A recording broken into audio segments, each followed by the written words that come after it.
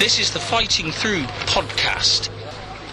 Great unpublished history.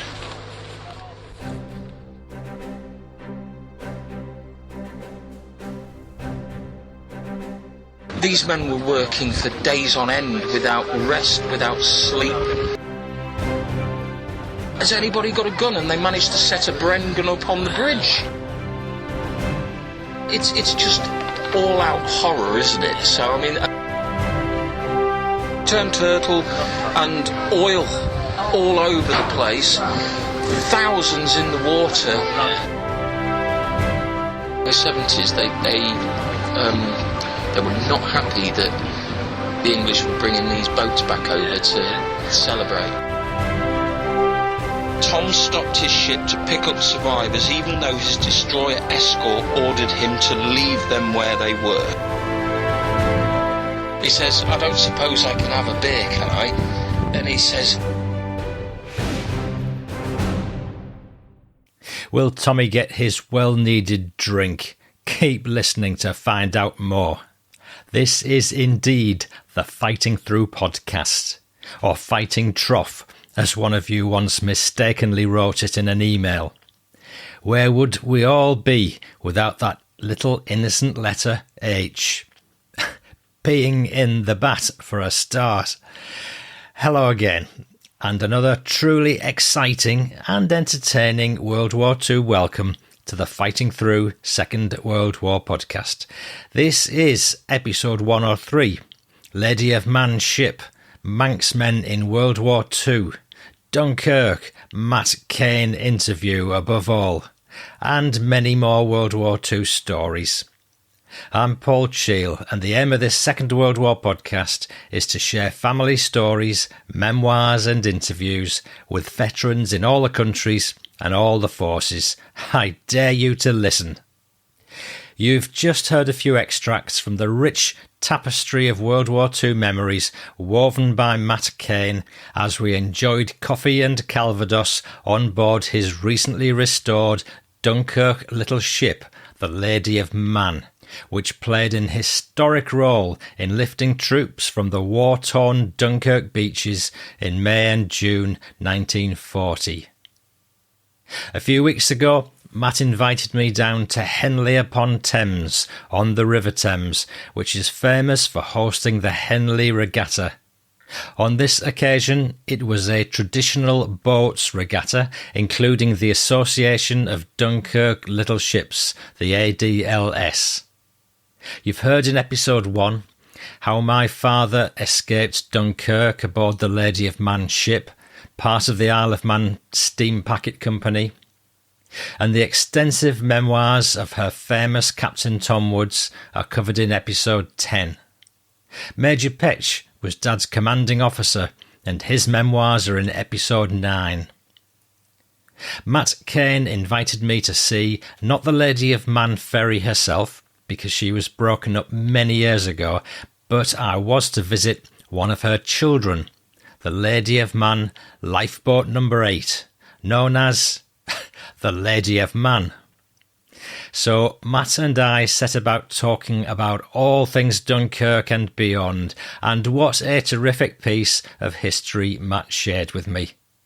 We set off up the river in a convoy of little ships, offering smiles and happy, excited waves to the many onlookers. What more could you ask for as a backdrop?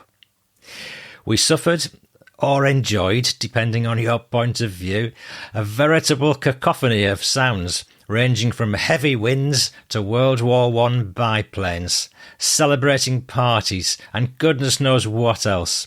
Thankfully, we survived, and I've done all I can to improve the sound quality, and it does improve even more after the first few minutes. I'll apologise for the conditions, but I know you will approve of the stories themselves, which absolutely pull this recording up by its army bootstraps. I'm going to kick off with a short bit of backstory, which is my own dad's experience of the beaches at Dunkirk. This is just to put the Lady of Mann in context, but there's a stack of previous podcast episodes dedicated to Dunkirk, so just search the website for them. So my dad, Bill Cheel, is on the beaches at Braid Dunes, early 1940, and he said, "The near impossibility of getting back to England left many of us rather stunned, as it just did not look possible. Our lads, or what was left of our battalion, stuck together among the dunes. We'd had nothing to eat except hard tack biscuits and bully beef. We hadn't had a hot meal for God knows how long, and the lads who usually shaved looked really haggard. Then the planes came over again, causing more deaths. Only 20 yards from me some lads had been hit by shrapnel, and one of them was in a serious condition. The medics were there, but he would not live. As we made our way along the beach, a fighter plane zoomed down to machine gun the men. Many of us knelt down and fired with our rifles, without any success. We could see ships out at sea, making their way from Dunkirk to England, and could also see the dive bombers after the ships. To our horror, many other ships had been sunk, their funnels and superstructures sticking out of the water. It was a ship's graveyard, and it looked dreadful. Eventually, our column reached the pier, or East Mole as it was called, and we waited in a long queue until it was possible for us to board a ship. Really, it's almost unbelievable, but even when we were attacked by planes, we didn't move in case we lost our place in the column. Beachmasters had a very difficult task keeping some semblance of order, but by and large the lads just waited patiently for their turn to come until the planes came over. Those in the water just ignored the bombs. Where could they run? And anyway, the sea absorbed a lot of the blast. There was always the hot-headed lad who'd thought he had more right to get away, but the officers only had to draw a revolver and they calmed down and accepted the inevitable. In the prevailing mood of many of the men, it was common to see groups of soldiers kneeling down, being led by a padre in prayer. There by the side of the jetty, a ship was waiting to be loaded with human cargo.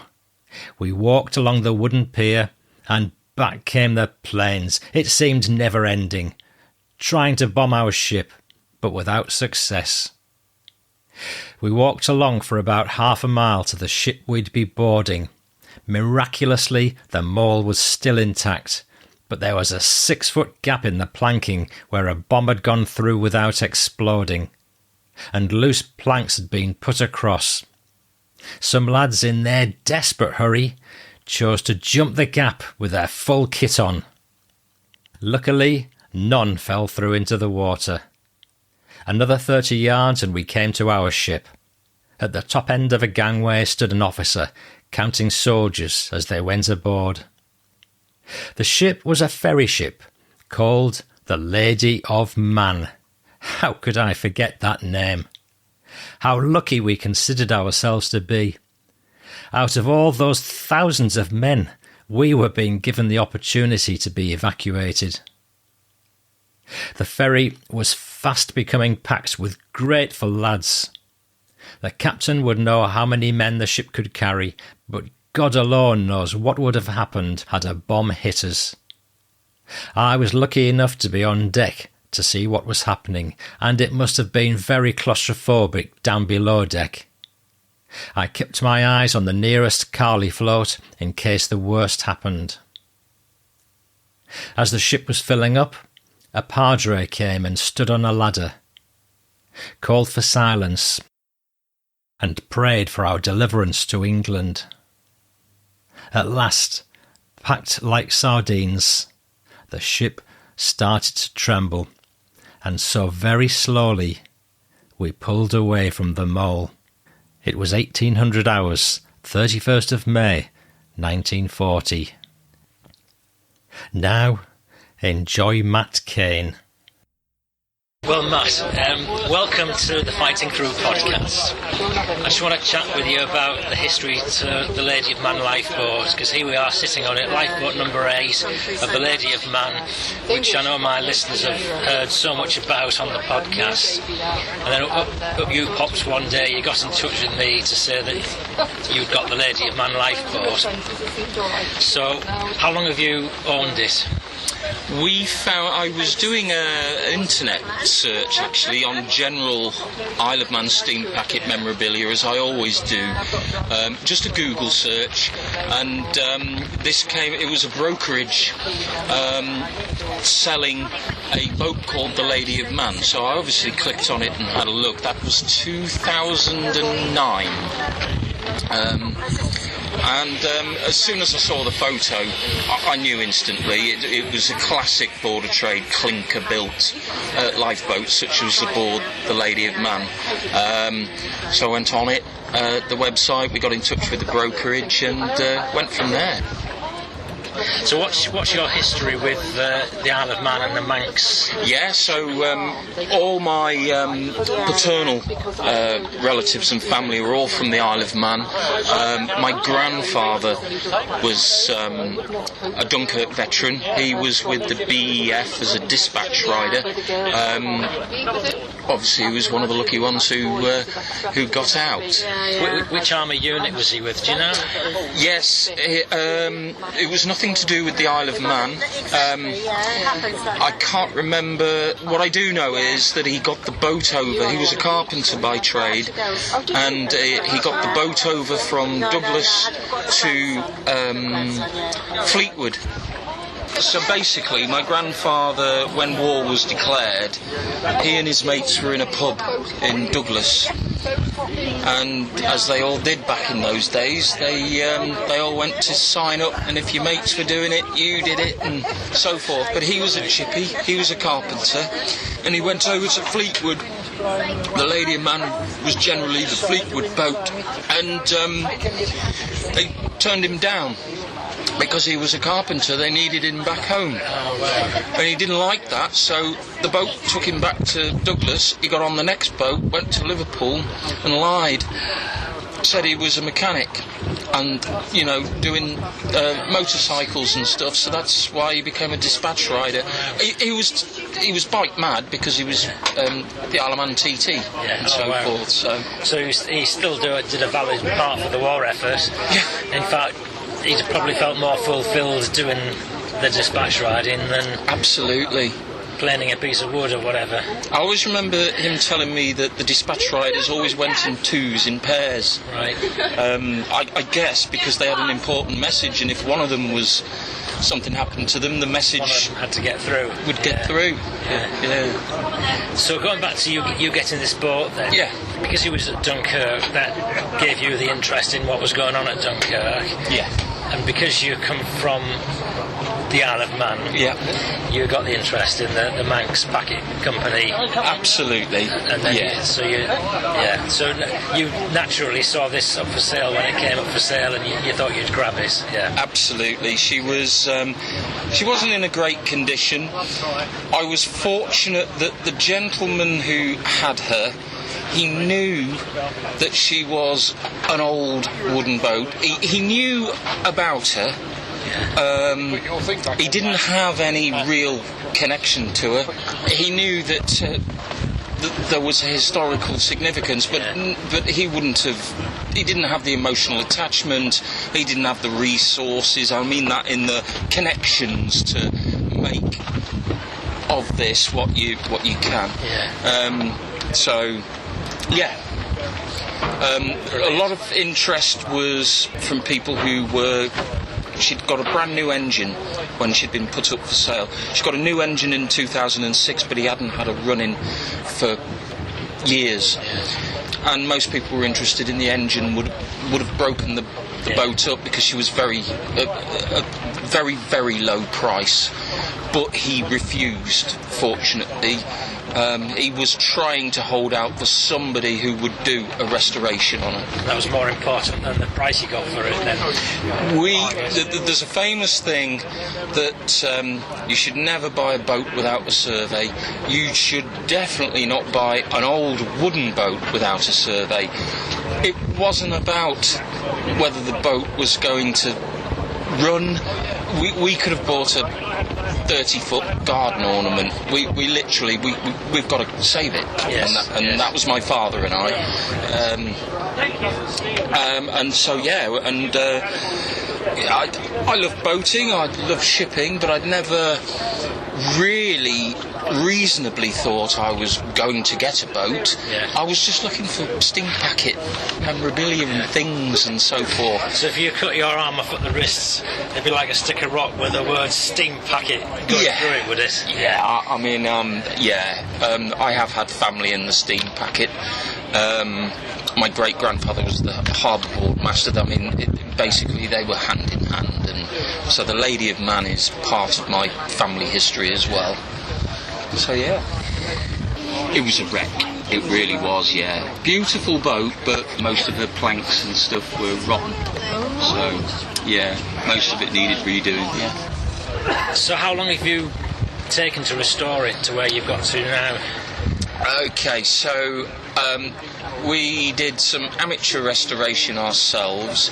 That put her in the water, in the Thames, just in time for the Diamond Jubilee, the Queen's Diamond Jubilee in 2012. That was with not the original, that was with the first marine ply cabin wheelhouse that the fisherman who bought her in 1972 and converted, and we were able to do that, but we did it by the skin of our teeth. She was filling up with water. Many tales about that, but it's a bit off subject. And then early 2014 we had terrible flooding of the Thames. Yeah. Where she was moored, the river rose by over 2 metres, and I couldn't get to her. There was no electricity. This is an old wooden boat. They take on water. You need to have electricity to power your bilge pumps, get any excess water. I couldn't get to her for months and months and months, so I literally just had to sit and watch her eventually fill up with water and go down. Yeah. Wow. I asked Matt about the repair work and who'd done it and why he chose them. So the Dennets are very quick. I think they did that in about 18 months. Now when I say 18 months, they're working on about 8 or 9 other boats at the same time. A lot of boat builders are almost single-handed, but they've got a bit of a workforce and they're known for their sort of speed and whatever. From what I've read about the history of the Lady of Mann in its various forms, the mothership, when she was moored up at the East Mall in France, she was being attacked, wasn't she, by Stuckers? Yeah. And some soldiers even lost their lives. They got shot by aircraft. And she bring one aircraft down even? It's quite amazing. That leads me to the question: when you took her apart and started to restore her, did you find any damage that came from Dunkirk? Difficult. There is reports of several lifeboats getting shot up with flying shrapnel and so forth. It doesn't specifically mention what boat. I don't suppose they were taking that kind of detail down. There is another story. I can't... what's the word I'm looking for? I can't authenticate this because a lot of these things were word of mouth, but there is a tale that one of the lifeboats, again, don't know which one, dropped in the water. They rowed her to the beach and got stuck on a sandbank, and it was a bomb exploding nearby that pushed her off again with the waves. But again, I couldn't tell you. She had 10 lifeboats. Yeah. But I couldn't. I just I haven't got it in me to say, this is definitely something I think that was from Le Pan. Talking about your granddad being a dispatch rider, one of my listeners has been in touch recently and he's given me photographs. He's restoring a Wiley's Jeep, and it's actually got bullet holes in it, which clearly emanate from his war service. Yeah. And he's going to leave the bullet holes in, just to authenticate it. Yeah. So as much as it'll be nicely refurbished and restored, he's going to leave the bullet holes in it. Yeah. So great stuff. I think that I mean there are a number of these that have still got bullet holes in them that are around us. I say these, the Dunkirk little ships that are around us at the moment. Yes. Some of them must have. Yes, they do. Wear and tear, mustn't they? Yeah. I do wonder if some of these, if not all of them, the only reason they've been restored at the expense they've been restored at is because of the heritage. Absolutely. Otherwise they'd have been in a knacker's yard 30 years ago. Absolutely. That's interesting. And I would also say, and we all say this, a lot of them, they were never like this, finished to this degree. Right. Certainly at the time, in 1940, but also in about 1965 when the association was formed. People didn't have that kind of money spent on restoration. People weren't restoring things in those days. It has become a bit of a later thing now, where they're getting almost concourse condition, but I don't know what you'd call that for a boat. Yeah. There was some talk of a mutiny aboard the Lady of Mann and some of the other sister ships in the fleet. Have you come across that? Yeah, it's a very contentious issue as you can imagine. I think what has to be remembered here is there is obviously a romantic idea of the evacuation of Dunkirk. Lots of people still believe that it was a whole flotilla of people, every man and his dog, jumping into a little rowing boat and whatever and going across, bringing our boys home. Bringing a soldier back. And to be quite fair, even Churchill and the Ministry of Media for War, whatever that body was, and propaganda jumped on that because it's a great galvaniser of the nation. But the reality of it is that most of these, there were a few, but most of these were rounded up by the Admiralty. They were towed to Ramsgate, some towed to Dover, and naval ratings and officers were put on them, and then they took them across and so forth. So no less gallant of the boats and whatever, but and like I say, there were the odd. There's a very famous story of Officer Lightoller, the most senior officer on board Titanic to survive. Right. He took his ship Sundowner. Now, obviously, when he turned up, he's a former Royal Navy officer, former officer of the Titanic. They let him go with some naval ratings with him. Sure, yeah. But these were heavily mined channels. You just couldn't go. You couldn't leave the east coast of England during the war just on a whim. Yeah, so, there were some, but not most. But most of the people also don't really know about the passenger boats that were going over. They were down there on the south coast because they were doing all the trooping beforehand, getting the BEF over. And then, of course, they were sat there ready to go. I was going to say so they weren't necessarily commandeered the day before, or even the day they may have been in continuous use for a period. Some of the stories. I mean, again, a lot of this was hushed up, but these men were working for days on end without rest, without sleep. I'm not saying any single person's story of Dunkirk is more horrific than the next person. They were all in that hell. It doesn't matter if they were there for 5 minutes or whether they were there for 5 days. Yeah. But the thing is, if you put yourself in the mind of one of those seamen with no sleep all of those days, and they were going back again and again into what they believed, could have been the masters on board the Lady of Mann and the Ben McCree, which had the real issue. Yes. They'd just seen their sister ship sink in 90 seconds. Yes, yeah. They thought they were going to their absolute death. And another point to make is the bigger passenger ships, of which they were targeted because they were the big boats. Yeah, go for the big wins. They're not coming after these. They can't hit them. Yeah. The Stuckers and the bombers and so forth. They can't hit the little ships. I mean, they did strafing and so forth, but they were a target, and they were unarmed. They were trooping.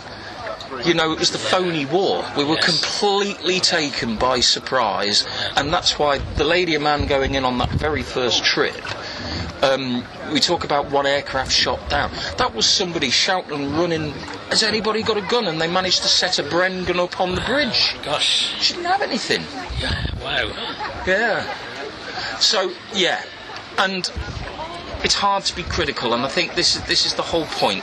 It's an incredible achievement, the Dunkirk evacuation. The fact they thought they were going to get 30,000 off at most, and they got 333,000. But, the Lady of Mann was sent in twice and ordered out because there were no troops. Right. She went into between the piers at the mole and spent 4 or 5, 6 hours as a sitting duck, manoeuvring, because she had nobody to take her lines. The soldiers didn't want to come because it was so dangerous. Yes. So unless they'd been ordered to, and she was going to leave in the foreseeable future, they wouldn't just sit on board waiting, would they? Yeah. Twice the Lady of Mann went and ordered out and didn't take anybody. The second trip, I think she picked up some French fishermen off a trawler or something as she was going back out. So, So that's why the crew were disgruntled, because it was the overall admin of things and the threat of death combined with the fact that they'd been twice and not even brought anybody back. I just don't... It's just all-out horror, isn't it? So, I mean... I think anybody who was there for any length of time is an absolute hero. Whether they did 20 trips or whether they did, one. Yeah. Absolutely, yeah. It's difficult for me to understand how you could split hairs. And there was some politics involved in it. I've read about it. It was classified, but there was a reason why they targeted the Isle of Man boats. There weren't English boats. Really? Yeah. But that was more to do with Admiral Ramsay and the current Lieutenant Governor of the Isle of Man. Right. At the time. So it's quite political. And this wasn't revealed until the Official Secrets Act. So the targeting being done in what shape? It was going on loads of the passenger boats, because there were passenger boats from the south coast, there were, the red funnel boats and stuff like that, but the one that got reported back to the Admiralty was the one, it was actually the Ben McCree. They reckoned they had to have armed... Level ratings. Yeah, on the gangplank to stop them coming off the boat. The targeting being, though, targeting the publicity about it, you mean, or...? In terms of the Admiralty, I think the Lieutenant Governor, the real issue of mutiny and so forth that was brought up about the Isle of Man steam packet ships was centred on the Ben McCree, the sister ship of the Lady of Mann. That got more publicity. There was talk of the Lady of Mann. Some of them got off. But the problem was the Ben McCree, there were more of the crew wanted to get off. They were beyond exhausted. They'd had people killed on the decks as they were, shot at as they were coming out of the harbours and stuff. They'd done enough. Yes. And there was talk that the Admiralty had put naval officers in Dover on the gangplank to stop the crew getting off the ship, ordering them back on. You're going again, mate. And that would have been her third or fourth trip. So, but that was happening across a lot of the passenger ships. So when there was this bubbling up of potential mutinous behaviour across the entire evacuation, it was the Isle of Man boats that were singled out. When that subject of mutiny comes up, it's quite contentious for the Isle of Man folk. Well, you reckon it was going on other ships as well, though? Absolutely. Yeah. Absolutely. Yeah, I mean, there would be nothing unique about the feelings of the crew, would there? No. Just because they were on the Isle of Man ships. Absolutely. Miss Norwich. Yeah. Now, the lady who's just restored that one worked for Dennett's, and she specifically did this. Oh, okay. Did the work. So, anyhow. With no roof on, being used as a lifeboat, how many berths would this have been to rescue? I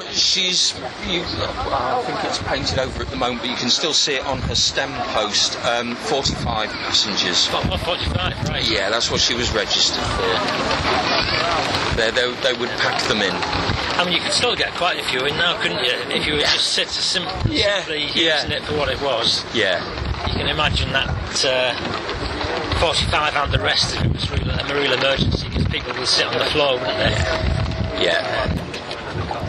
I mean, she's short sea, so the idea of the lifeboats is not to watch the ship sink and then you row yourself back to the port that you came from or the port you're going to. It's to literally sit and wait for the rescue ships. Absolutely. Well, there's all sorts of little stories that are being collected under your banner, really, because there's another story which I've covered in a previous episode, which you may or may not have picked up upon, but it's another Frenchman who was rescued on the Lady of Mann on the 31st of May.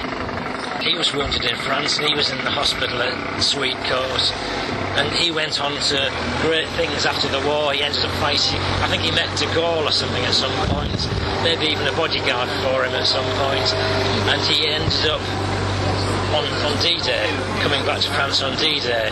So there's these people who were rescued by Captain Tom Woods, who just the things they went on to do, that just because Tom did his job,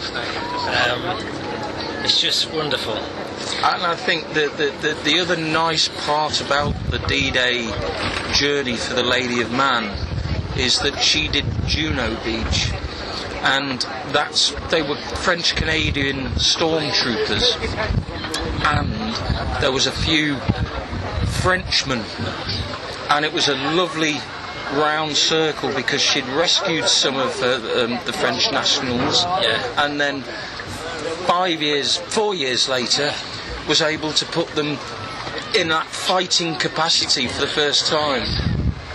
On D-Day. Yeah. Because at some point on D-Day then, was she also a command ship of some sort? Yeah, so offshore. She was the headquarters ship on, I think it was these numbers, but 514th Attack Division or something. So headquarters ship, but also she had 3 landing craft on either side. So she didn't go, this lifeboat didn't go, because they were all removed as great big derricks were dangled down, the decks cleared, and then carrying these 3 great big, the same as her sister ship, the Ben McCree. But Ben McCree was at Pont de Hoc and put the first American Rangers ashore. Did it? Yeah. So that was similar to Dad, really, because he went across on the Empire Lance, which was a great big American-built ship, and that was carrying landing craft, which were let down on... Yeah. Insert the word here. Derricks. Derricks. We'll go with Derrick. Yeah. And they all, all the troops had to climb down to them and then sail ashore. Yeah. Gosh. Your interest would have been the Dunkirk side of things. included in there is his write-up of the D-Day landings as well, and he does make reference of how rough it was and losing one of the landing craft to rough weather. She dropped 6 and I think 5 came back. Do you know, I've got one other account of the Lady of Mann, because she also evacuated troops from, was it Brest? So she did Operation Aerial and Cycle straight after. Right. So collectively the Lady of Mann rescued more troops in the whole of the evacuation. Everybody remembers Dunkirk. Gosh, yeah. She didn't take the most off there. Again, I always think the numbers is academic, you know, but she did Brest, Cherbourg, and again, if you have a look at the notes of Captain, at one point she went between 2 French ports, and you're thinking, why on earth did she do that? But she was taking the troops from one spot to the next spot to try and help defend. They must have been absolutely beside themselves. There they think they're getting rescued, and they're going back. And they're going into another French port to jump as the port started to fall. So she was trying to back up that. Do you know, it's funny, but I have got an account from Sarah that Captain Tom Woods wrote on one of these things. It was an evacuation rather than D-Day. Yeah. And I've got it in mind to pick it up and run with it and cover it. And how it slipped through my net. I think X years ago when I did this first episode, I reckon I must have seen it and thought, I'll save that for another occasion, and I've forgotten about it. So it was like discovering an uncharted Da Vinci. Yeah, to spot it. We're talking about Sarah Parry's papers here. She's the granddaughter of Captain Tom Woods, and she supplied a mountain of documents in the past which came from her grandfather. So keep your ears peeled for a PS at the end, which I can feel is well overdue, and that's regarding other missions by the Lady of Mann. Are you aware of the Lancastria? Go on, tell me. She was the Cunard liner that was sunk. According to Wikipedia, RMS Lancastria was a British ocean liner requisitioned by the UK government during the Second World War. She was sunk on 17th of June 1940 during Operation Aerial off the French port of Saint-Nazaire, having received an emergency order to evacuate British nationals and troops from France. The ship was loaded well in excess of its capacity of 1,300 passengers. The reason she's so famous is it was the biggest single loss of life in British maritime history. They reckon there could have been 7,000 or 8,000. Jeepers. And it's one of the most horrific things you'll ever hear. She was a sitting duck, and the Germans bombed her mercilessly. Without question, they hushed it up, the British, because so soon after Dunkirk, yes. It was no way was this going to get out. And then it was the 50-Year Secrecy Act. There's horror stories where she turned turtle.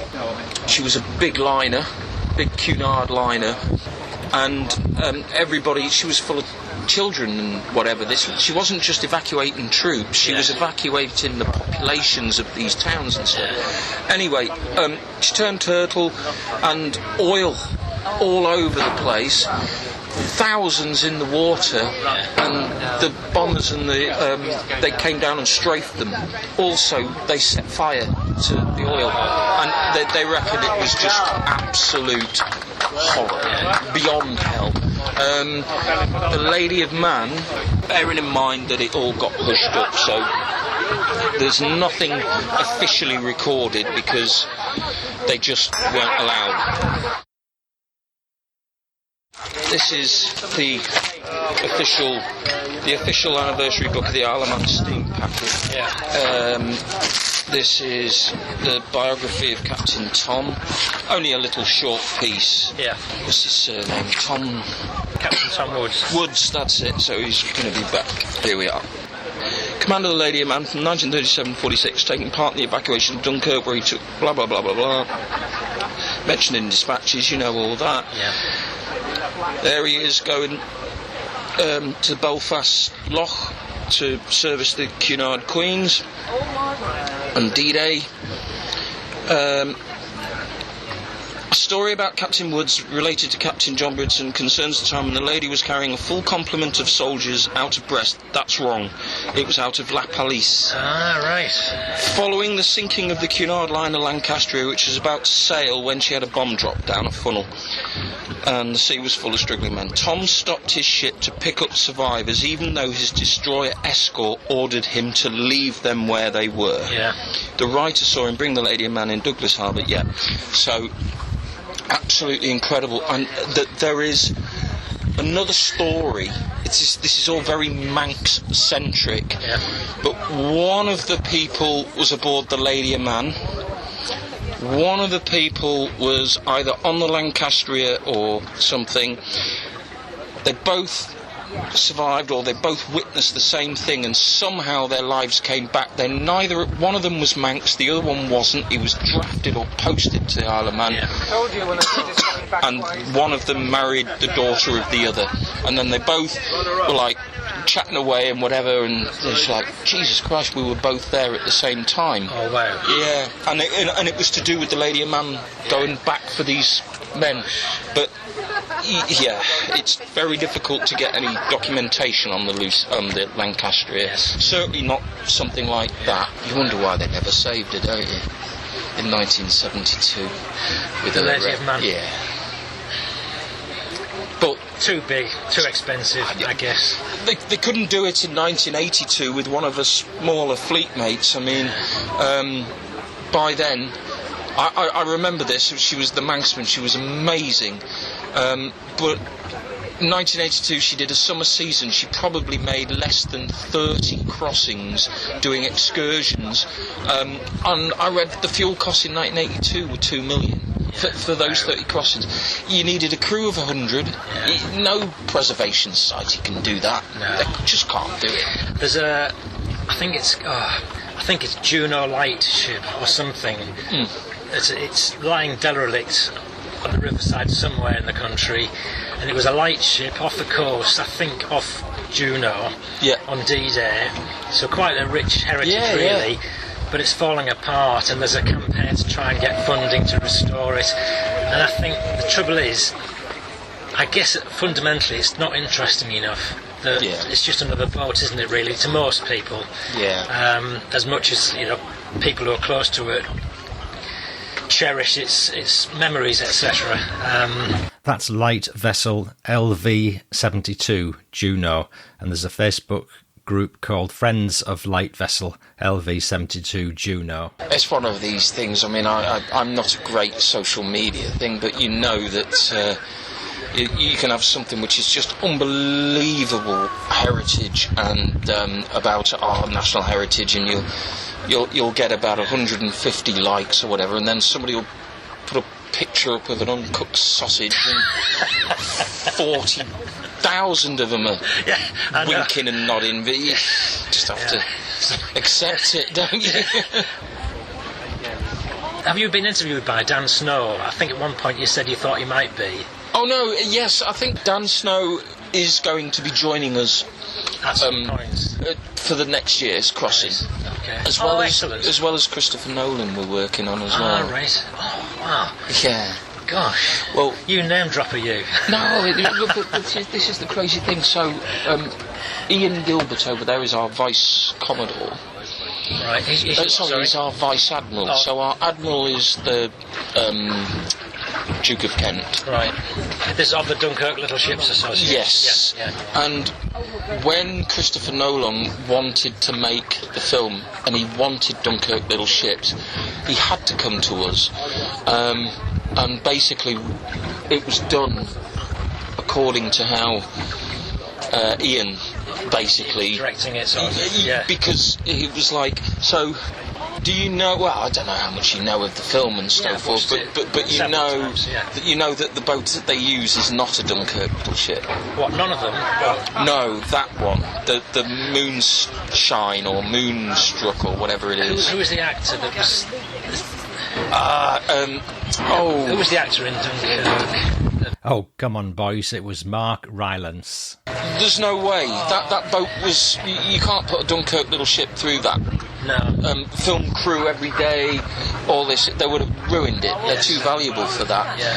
So they just found a period one. Looked a bit like it might be. Yeah, absolutely. A period one, 1930s gentleman's cruiser, because they had various bits. They needed space to get the camera work around and stuff. It's funny sometimes what they do for publicity as well. I remember on that movie there was a Spitfire crash landed on the beach, and there was some PR driven rumour or something that no ships flew over no planes. Dunkirk. No planes flew over. Definitely no ships flew over. No planes flew over Dunkirk, and yet a Spitfire managed to crash on the beach, which didn't happen. And I'm sure that rumour was spread about by the producers to get 3 column inches to get publicity for the movie. Because I've since discovered that there was a plane did crash. Yeah, there was. The beaches. Yeah, it's been recovered as well. Has it?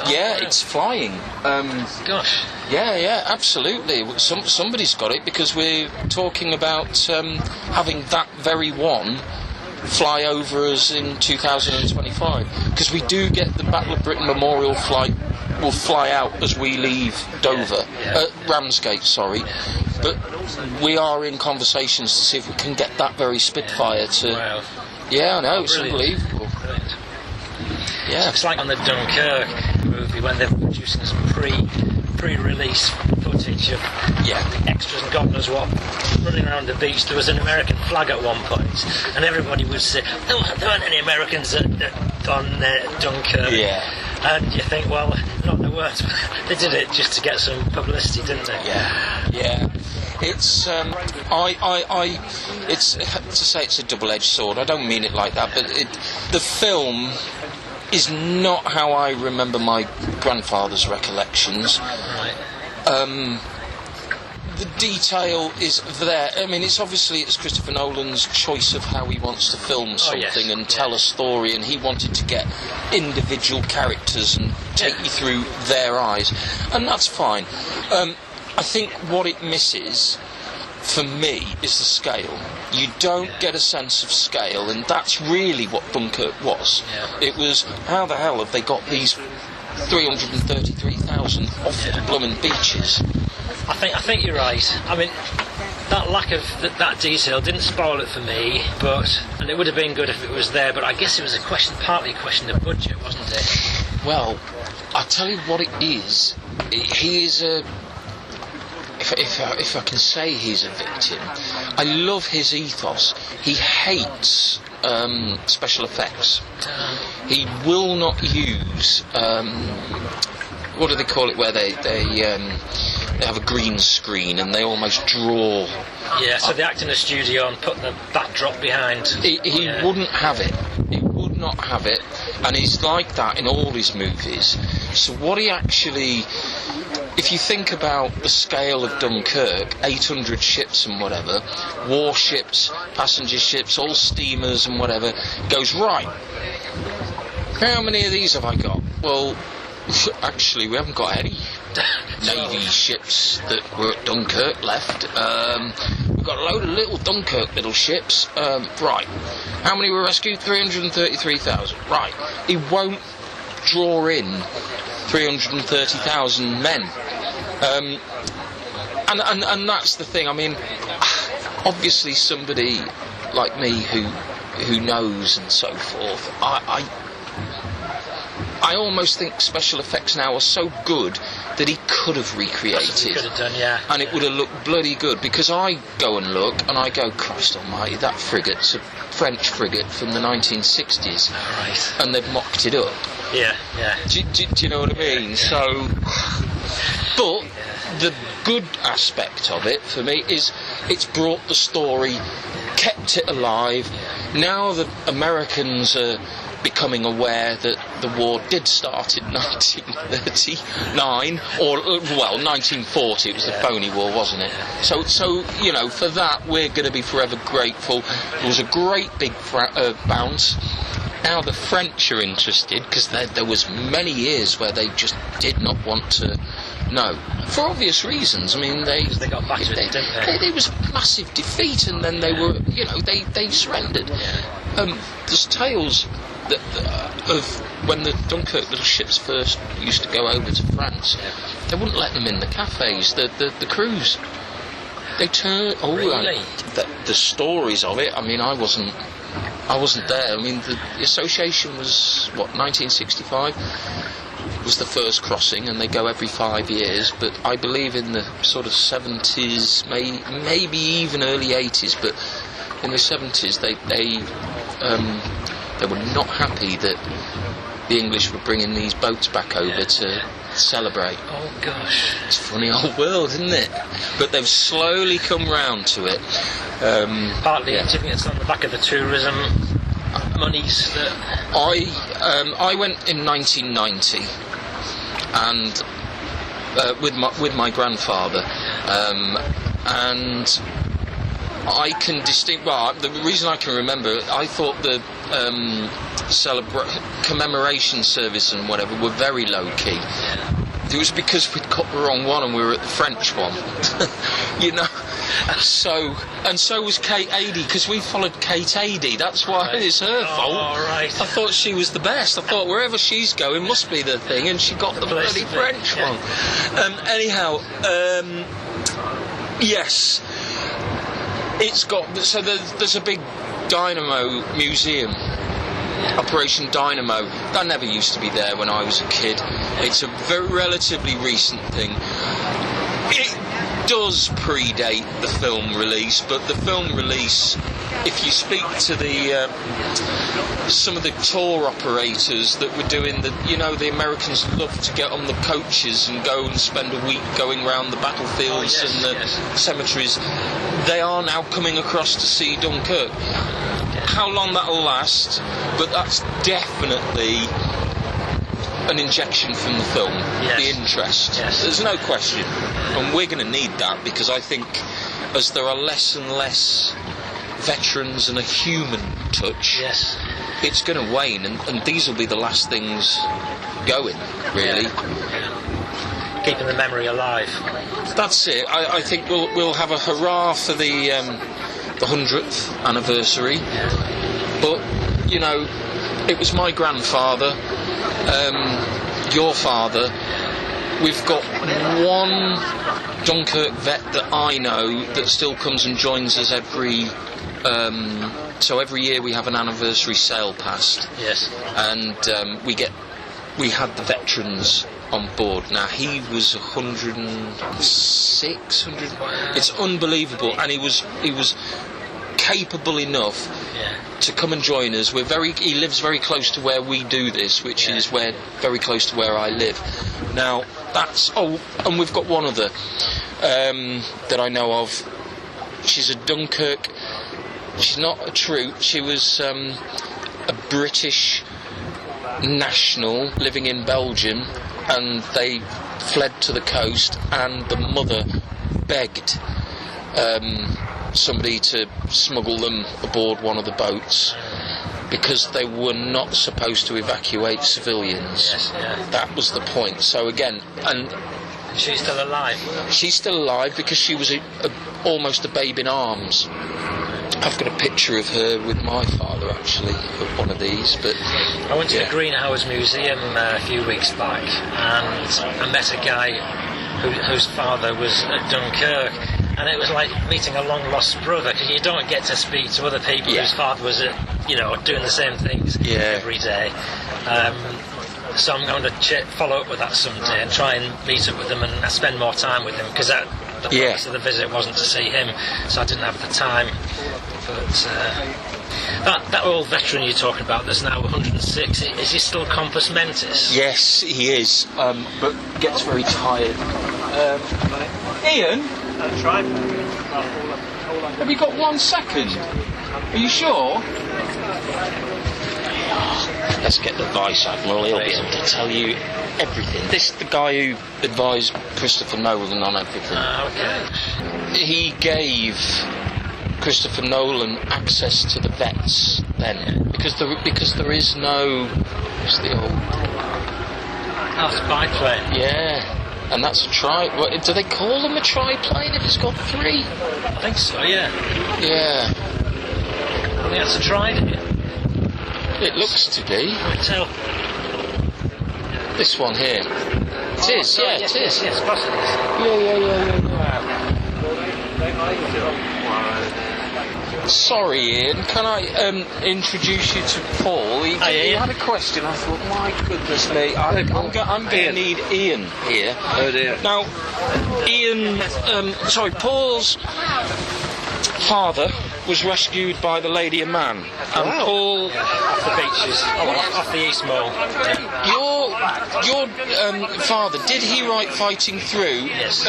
But you helped publish it and stuff, or was that a completely separate? Dad wrote it because he went through from Dunkirk right through to Germany. D-Day, didn't he? Yeah. And he wrote his memoirs, and when I retired, I got the paper copies, got them all typed up, and got the book published.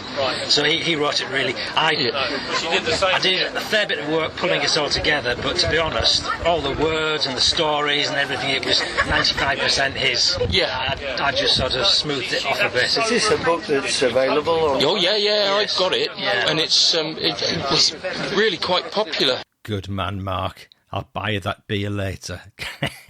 I want to add it to Howard's list. Could we quote from it? Whatever you like, yeah. The reason we called you over because I couldn't remember the name of the veteran that's still going. Is it? No, it's not Ted. Not going. He died 4 weeks ago. Oh. Which I've only just found out. His name was Dick Charleston.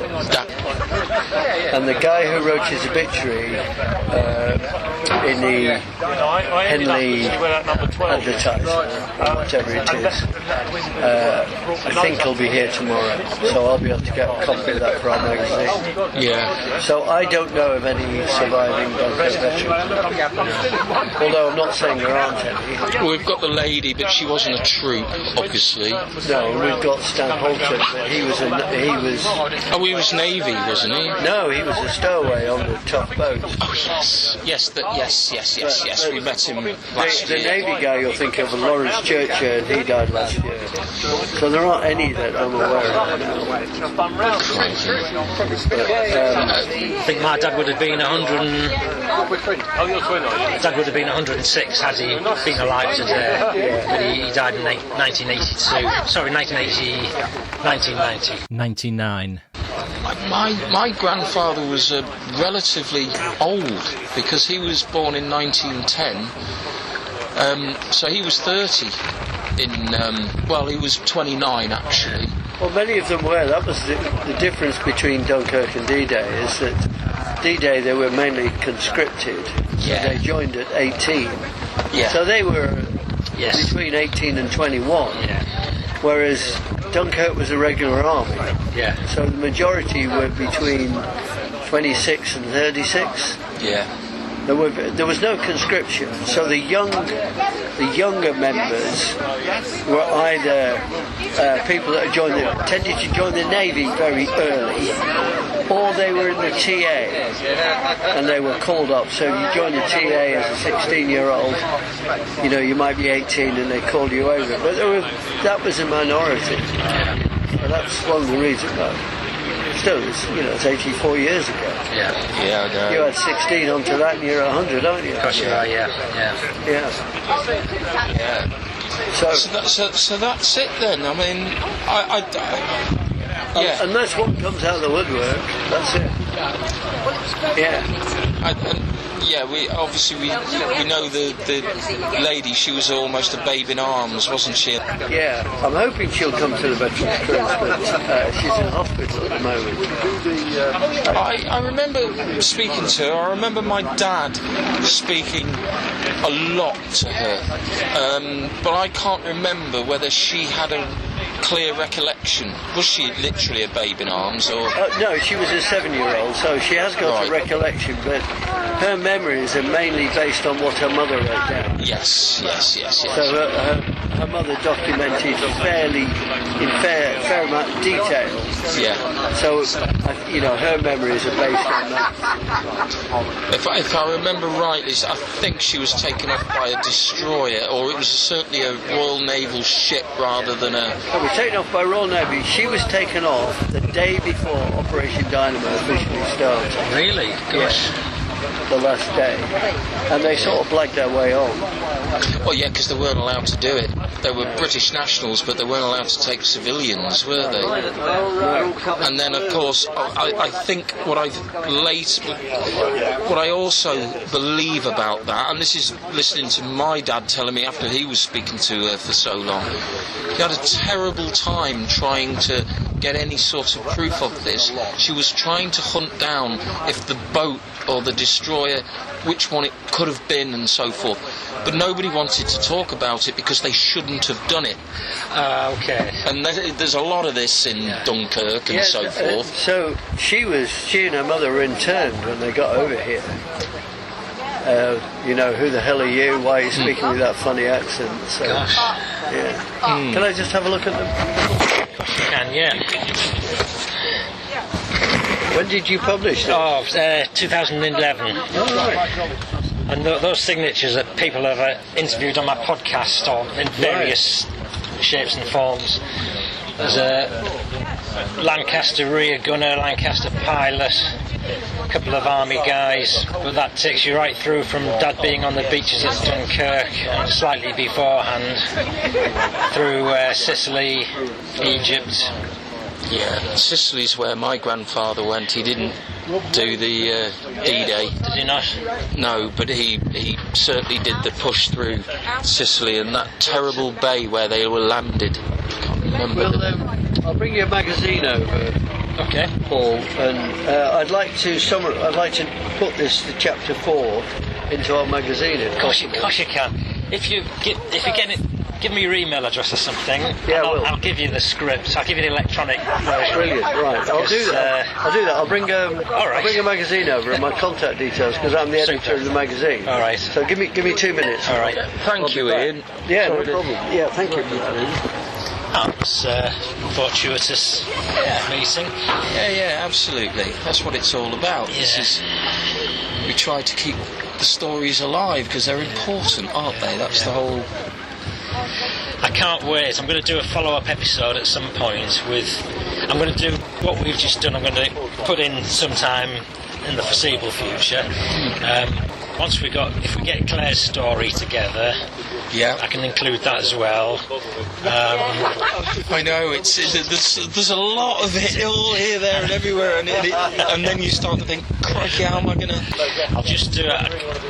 There may be something else we'll talk about, but just for now, I'll just do a summing up. The thought that keeps crossing my mind sitting here is just picturing my dad when he was on one of the upper decks on the Lady of Mann, because he didn't go below deck because he couldn't swim and he was frightened of drowning. In his book he says, I was standing on the deck with my eye on the nearest Carly float, which is like a flotation. Yes, like most of the seating, outdoor seating and everything was all designed to be, because again it's short sea, it would be literally stay afloat because there'll be something to you very quickly. Of course, yes. Anyway, so I did an eye on that, and I can just picture him now standing next to this lifeboat, just romantically. Yeah, that's what it would have been like. But another quick story that I came across in some of my readings. There's a guy, I've done an episode with Wilf Shaw, a veteran of the Greenhouse, and I'm reading out the letters that he and a friend shared after the war about all the actions and things they did. And there's a little mention of Lady of Mann in that, because this guy's reminiscing the fact of, he's thinking that back in early in 1940 they came over on the Lady of Mann. With the BF. Yes. And who should take him back? Yes. Yes. No, I'm sure I've heard that. The nice ending to the story is that after all the trials and tribulations and fighting they went through, they got on board the Lady of Mann like it was a holiday steamer, and one of them went down for a wash-up and shave. No doubt with Stuckers flying above still. So I don't know if Sarah's told you this one.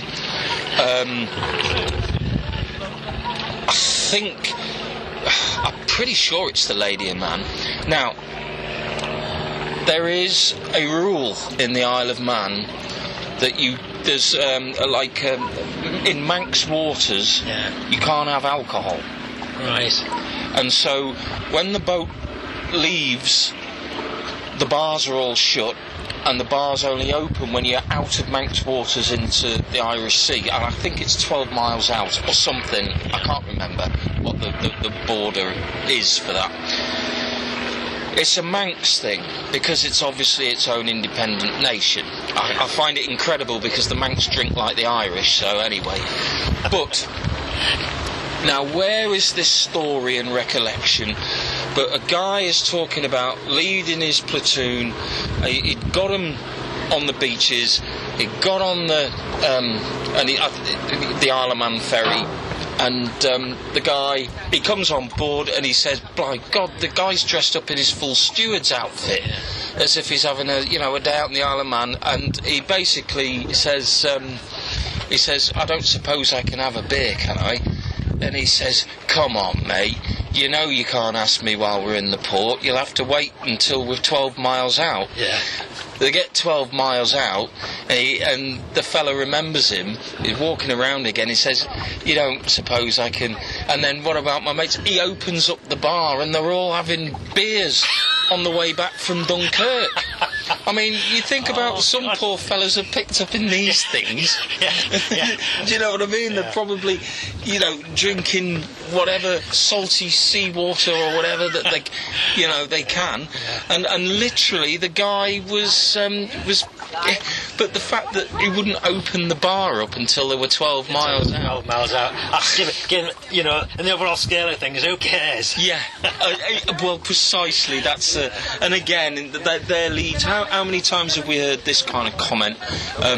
With men like this, we can't possibly lose the war, or whatever. But there's one last thing. All right. I'll give you a link. All right. But I've got a recording of my grandfather talking about Dunkirk. Right. Excellent. In 1990, late 1990, my grandfather died, aged 80. But 1990 was the 50th anniversary. Yeah. And so there was quite a big deal made of it and so forth. Now, Manx Radio recorded him and several other Manxmen and their recollections of the evacuation of Dunkirk. You won't be able to tell. It doesn't really matter to you because you've just got a group of Manxmen talking about, but I can tell when it's my grandfather talking. They don't go, "Right, George Cain." They say, here are the recollections of George Cain, Corin and a raft, and then they're just talking. And it goes between. So I can instantly hear my grandfather talking, but are you happy for me to put that on the podcast? Obviously, this is very Isle of Man centric. Yeah. Return to Dunkirk. There you go. So is this where we? No, that's me. That's. Oh, why have I done Dunkirk at 80 years on? So I will send you the link. Okay, brilliant.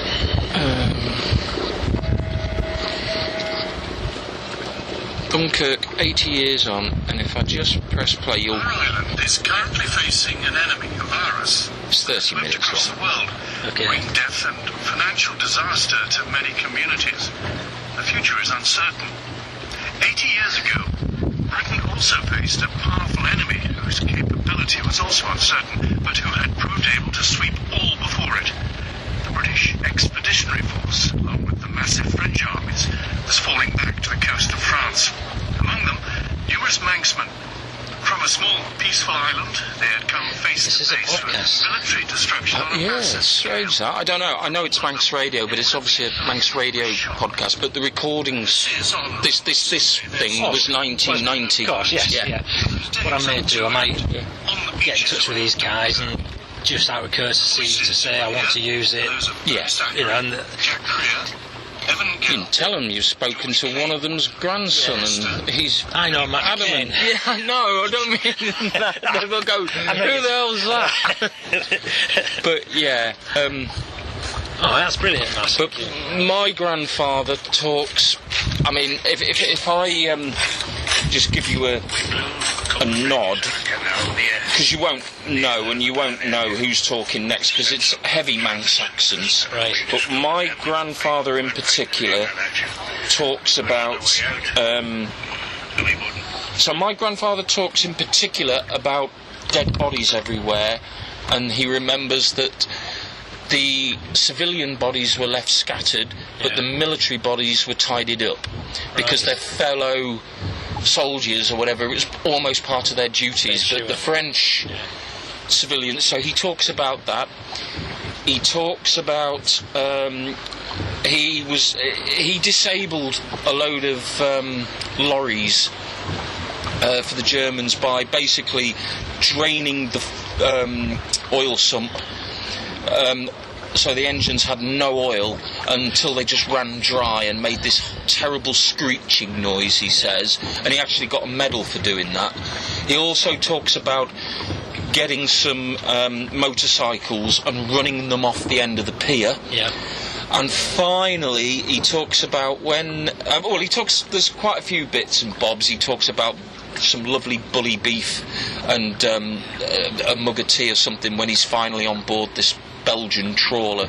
But the thing that sticks out for me, because he always used to tell me this, he couldn't quite believe it when he was on the train going somewhere in England, and he didn't know, he was a Manxman, but it's somewhere in England, and they were just outside a town, and they were playing cricket. Oh, gosh. And he says he couldn't believe it, and he says on that, if you hear it, they were all in their brilliant whites, he says. Yeah. And there we were in all bedraggled and blah, blah, blah, and they were... And what he was trying to say is, you know, you couldn't believe that we were in absolute hell. It wasn't dismissive of them, but just the contrast. Yes, that they were playing cricket on a summer's day in beautiful whites, and they'd just come out of that. And it's interesting, because I think Mr. Nolan uses that, doesn't he? I think many of the soldiers would have recalled those kind of things. I think that movie had a lot of truth in it, despite what we said about maybe not having the full scale of the thing. It did. Oh, it absolutely had a lot of truth. There's a lot of things that rang true. I think he'd read Dad's book. No, seriously, because there was one little thing where the troops were jumping across a hall in the mall, and Dad mentioned that in his book, and it happened in front of him. And, you know, that's a good bit of visual storytelling, if you like, to portray in the movie. And there were several instances like that, well, why wouldn't they use those as examples? Well, I mean, you get researchers who would scoured for everything, wouldn't they? But you're absolutely right. You know, do you know the story of Sundowner at Dunkirk? No, don't think so. Right. The story of Sundowner, the kid getting injured and everything, that's a bit of movie magic. Right. But the idea that fella went with his son or nephew or whatever is Lightoller on Sundowner. If you read the story of Lightoller and what he did at Dunkirk with Sundowner, and you'll go, bloody hell, that's what Moonshine did. And it's acknowledged. Yeah. It's acknowledged. That was the shadow. It was the shadow thing, but yeah. he obviously didn't go the full whack and do it as Sundowner and do it as Lightoller. But there's no question. The actor, it was Mark somebody. I told you, it was Mark Rylance. Yes, I know. He was trying earlier on. Is he Irish? He is, isn't he? I think so. Mark. Doesn't matter anyway. No, you'll be able to look it up. But yeah. Remember the similar situation relation to this, when I was speaking to veteran Wilf Shaw, R.I.P., a few years back, we were trying to remember the name for a certain type of gun that had a certain type of sound that was German, and neither of us could think of what the name was. No. And it was such a common weapon. Yeah. And suddenly, at some point mid-sentence, both of us thought of what it was. Got it at the same time. It came out with the name of it. Brilliant. And for the life of me right now, it still escapes my brain cells. Spandau. Oh, he is an Irish fella, I'm sure of it, but he's a good old. Yeah. He's a good old. So I don't know if you've seen that's the Fenella, Right. Getting bombed at the mole. Yeah. This is the mole here. So Okay. she had one went down a funnel and blew out her engine room. Yeah. One went down between her and the pier and blew concrete. Right. Blocks or shards or whatever in straight through a hull, and so she just sank where she was. There's the Mona's Queen going down in 90 seconds. Yeah. Gosh. We saw again sister ship of the Lady of Mann, Yeah. if not really totally. There's the Ben McCree going out Yeah. after D-Day. Trying to find you a decent. I wanted to get you a decent picture of the Lady of Mann, and you can see the lifeboat aboard her. Obviously, it has to be the right side. Oh, don't worry. I'm going to get these books off eBay or wherever, so I'll find them. Oh, well. She was let's put Dunkirk aside. She was a magnificent ship. Yeah. She really, really was. They went overboard with her. She was the centenary ship. Height of the Depression. So Foreman built is what they called her. Yeah. Her interiors were just sublime. I've got some wonderful pictures of that. They've colorised them, and they've managed to find the right. And there we shall leave it. We had a bit of an interruption just at that point, and it was difficult to edit it out, but we nearly finished. Matt, thank you so much for regaling us with such fine tales in this brilliant environment. Thank you for your hospitality and allowing me on board. It's a while since we made an official Fighting Through podcast, How Good Is That award, and on the occasion of this episode, I have no hesitation in doing so. So Matt, for all the support you've given this show and all the work you've put into restoring this wonderful bit of history, I'll say, how good is that? Thank you from me, from the listener to this podcast, from the good people of the Isle of Man, the Isle of Wight, the free nations of the world. And if Winston Churchill were here today, looking at your marvellously restored craft, I'm sure he'd say, never were so many holes filled by so few. And if my dad were here, I don't know what he'd say, but I'm pretty sure he'd be overwhelmed with pride, and he'd undoubtedly be crying, like I nearly am. I'm putting some photographs of the Lady of Mann on the website, but in essence she's a lifeboat fitted with a great cabin and engine. Quite a big thing really, with room for over 40 passengers. And if you want to learn more about the history of the little ships and receive a regular magazine, you can join the Association of Dunkirk Little Ships, the ADLS. They often join events down at Henley-on-Thames, so if you want to partake in the sort of fun we've just had, then it's worth an excursion. There are display tents, bric-a-brac, stalls, great food, kids' rides, music, beer and, well, boats, scores of them, each with their own stories to tell. Oh, and there are some boat rides as well. There's a Facebook page and website, and Matt has his own web pages telling the restoration story of the lady. Copious links in the show notes. Thank you so much for your support and for making the time to listen to me. And thanks to all those people who regularly like and comment on my Facebook posts. I do try not to overwhelm you with posts, because life's busy enough for us all. James has his books to write. Tim has a Norton bike and Wiley's Jeep with bullet holes to restore.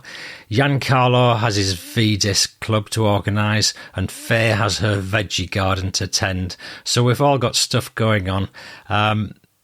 But all those shares and likes do help my profile enormously. So thank you. And please, number one request, follow the show. It does help me in the rankings. Once you've done that, try to listen to the show right to the end if it doesn't get too boring, because I believe that helps too. Shortly, I'm going to share a tank full of PS extras that, as usual, you do not want to miss. I do try hard to make those interesting. And I want to mention that from now on, at least normally, after the PS, after the closing credits, after the music even, I'm going to include one or two bloopers or afterthoughts from the episode. So keep your ears peeled, Sergeant. Needless to say, there's some more cutting room floor material to close the show later, so do keep listening, and please do hear me next time. Time for the PS.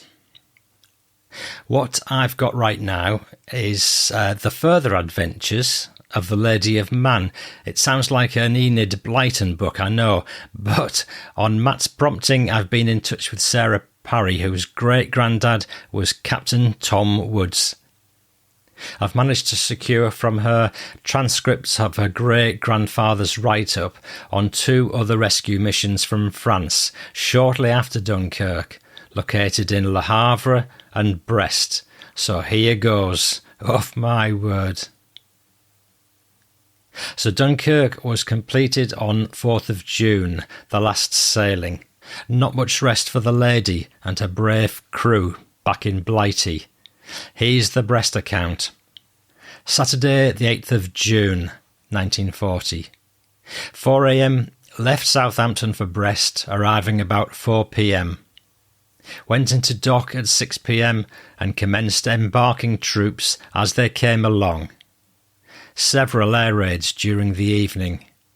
At midnight was asked not to move the ship under any consideration, as the harbour and channels outside had been mined. Sunday all day, troops kept coming on board. We sailed at 5 p.m. Sunday, with not less than about 4,000 soldiers. We arrived at Plymouth about 2 a.m.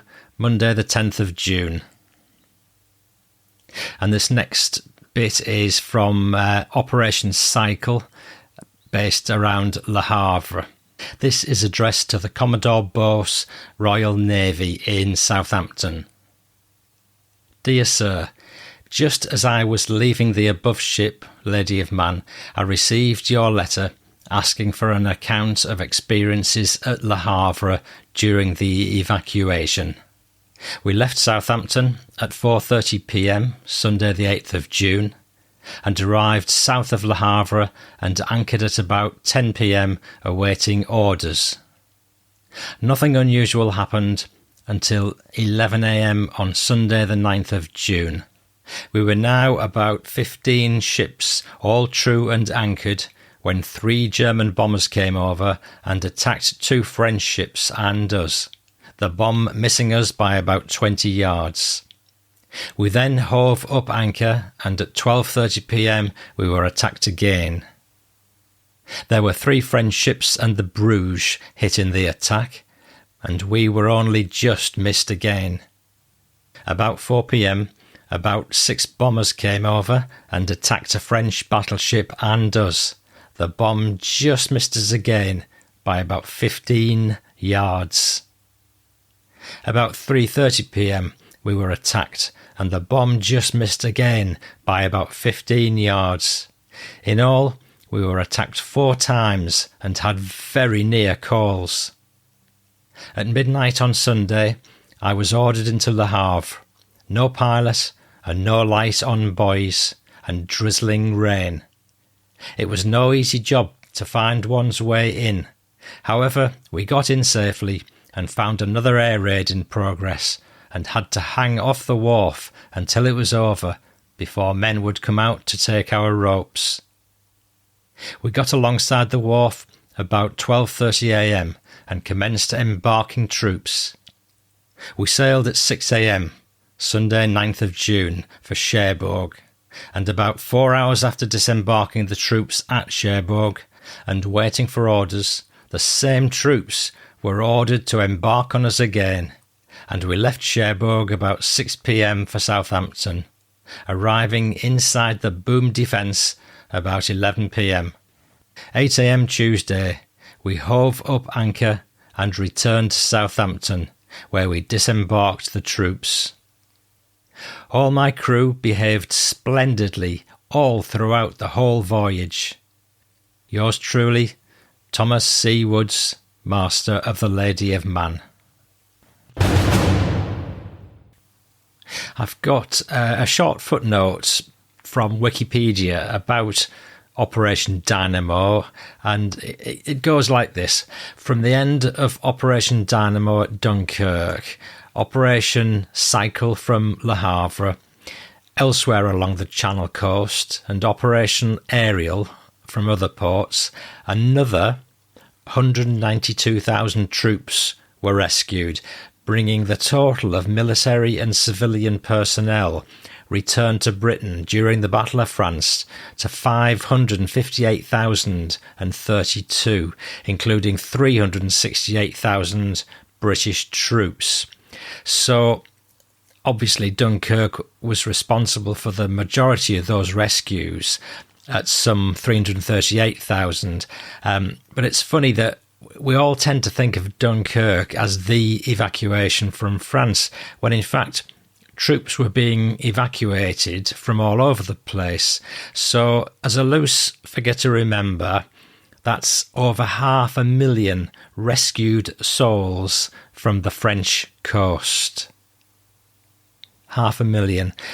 But from Dunkirk itself, in the 9 days from 27th of May to 4th of June, 338,226 men escaped, including 140,000 French, Polish and Belgian troops, together with a small number of Dutch soldiers, aboard 861 vessels, of which 243 were sunk during the operation. My goodness, I genuinely just got a shiver up my spine reading this. And then the rest of the war began. I've got another little PS now, and this is attributable to Matt, really. And again, part of the effort he's put into this show wasn't just about serving me coffee and Calvados. In fact, he didn't serve Calvados. I lied about that. Next time, Matt. This is entitled Claire Legulec. I hope I pronounced that correctly. Matt says, "Hi Paul, I had an incredible phone call, totally out of the blue yesterday, from a lady, Claire Legulec, who had spotted the lifeboat Lady of Mann on a website. Her grandmother had just passed away, and Claire had come across her grandfather's war record. He was French and was fighting the rear guard at Dunkirk. He had a leg blown off by a bomb and was in a military hospital in Dunkirk. On May the 31st, he was stretchered onto the Lady of Mann along with 1,500 other Frenchmen from the hospital. He was patched up pretty quickly in England and given a wooden leg.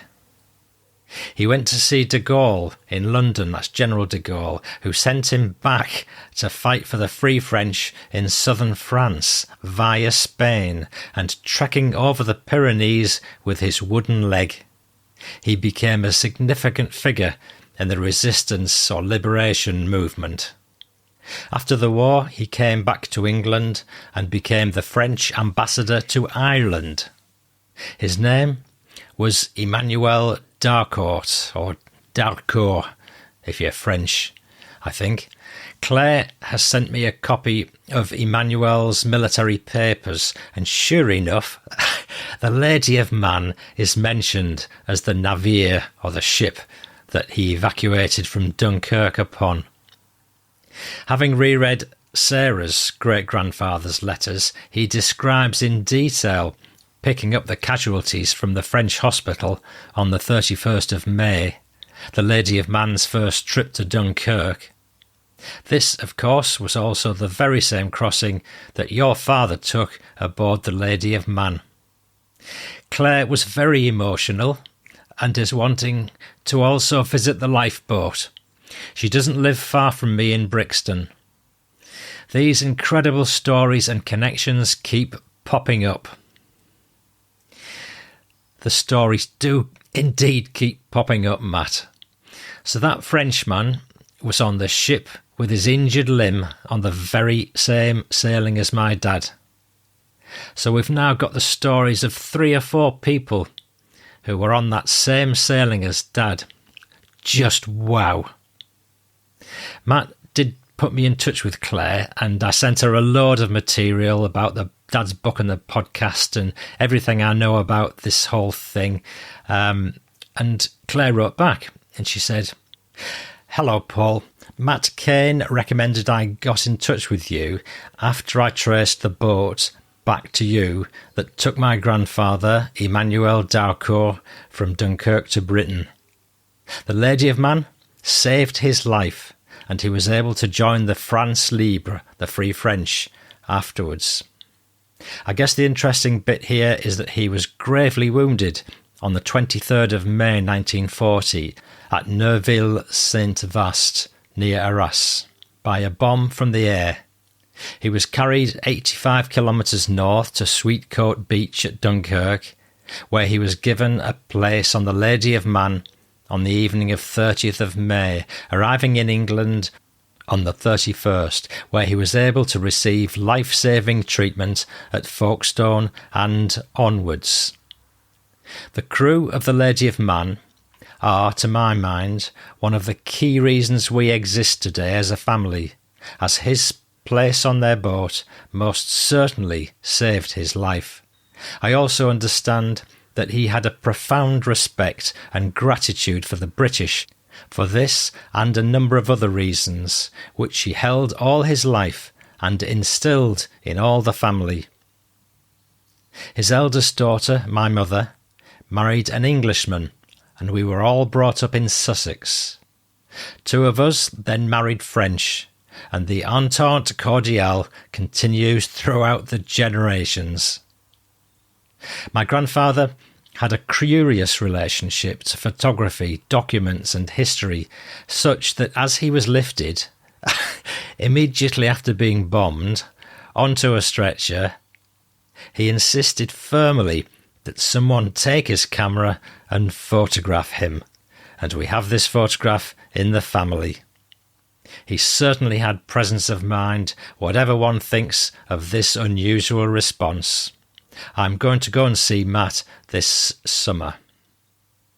Well, Claire, sadly we missed each other on the Lady of Mann this time, but I do hope to meet you sometime. You must send me a copy of that photograph of your grandfather on the stretcher. It reminds me of my wounded dad being carried across the Mulberry Harbour on a jeep and insisting on sitting up so he could gaze at the magnificent spectacle of that artificial harbour built to allow the Allies to land supplies.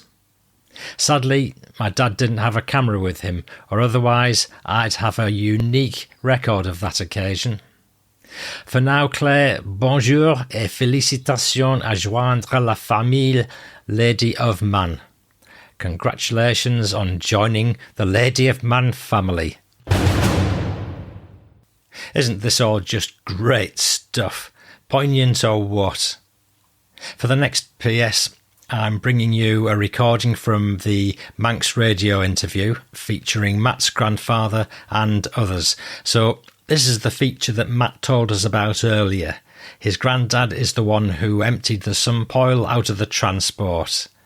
I've got an email from Alex Brindley, Director of Programming, News and Content at Manx Radio, saying I can use their material with their blessing. Thank you so much, Alex. This is going to be a segment from a special Dunkirk 80 Years On production. And there's a link to Manx Radio and to this feature in the show notes. I'm going to give you just 15 minutes of it, and if you want to hear the whole thing, click on the link in the show notes. The British Expeditionary Force, along with the massive French armies, was falling back to the coast of France. Among them, numerous Manxmen. From a small, peaceful island, they had come face to face with military destruction on a massive scale. For all of them, it would have been an enormous shock. This is, on Remembrance Sunday, their story, in their own words, of those days up to and on the beaches around Dunkirk. The voices you will hear are those of Ernest Ackery, Jack Creer, Evan Gell, George Cain, Bill Lister, Louis Brideson, and Charlie Crow.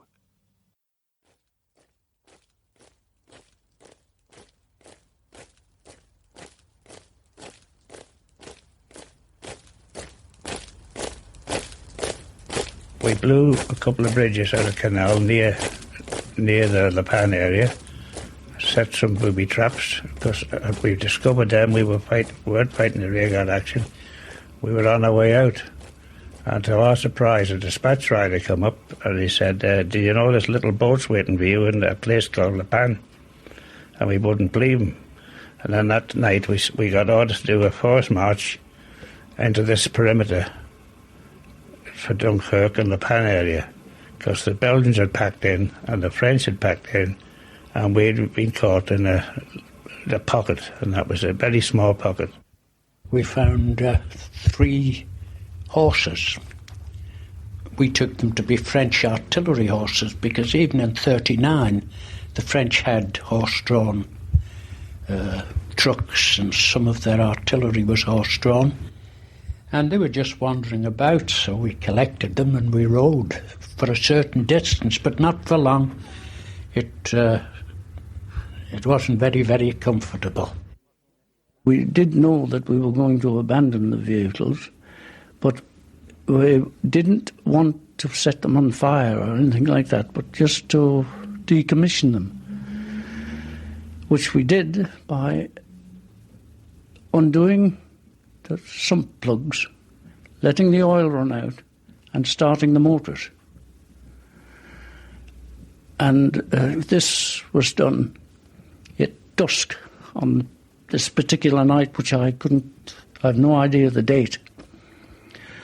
The noise was very eerie, because we had nothing else to do but just lie on our backs and listen to this horrible screeching noise of all these vehicles, and one after the other made more of a banshee shriek and seized.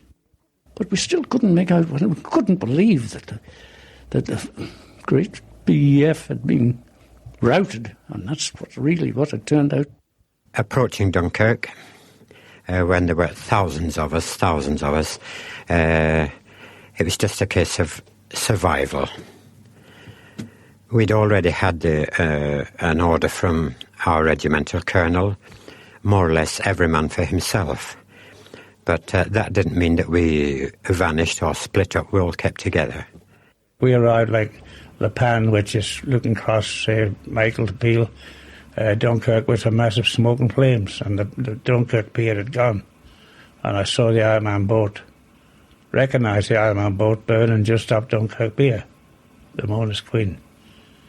And there's several ships, all sorts of little ketches, little sailing craft, little cruisers, some only carrying about 15 or 20 men, all coming in. Fortunately, the weather was excellent. It was flat calm. Apart from that, I don't think they would have got anybody off.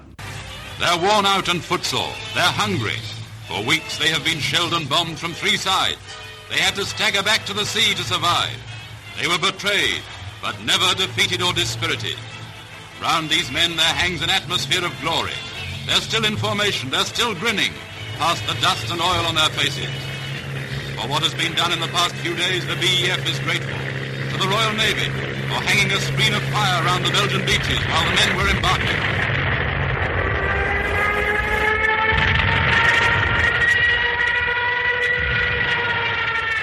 Eventually, we gets down to Dunkirk. Well, it was a bit of a shambles at Dunkirk. Everything was burning. The ruin was absolutely out of this. You just couldn't imagine it. Of course, it was commonplace later during the war, in the blitzes.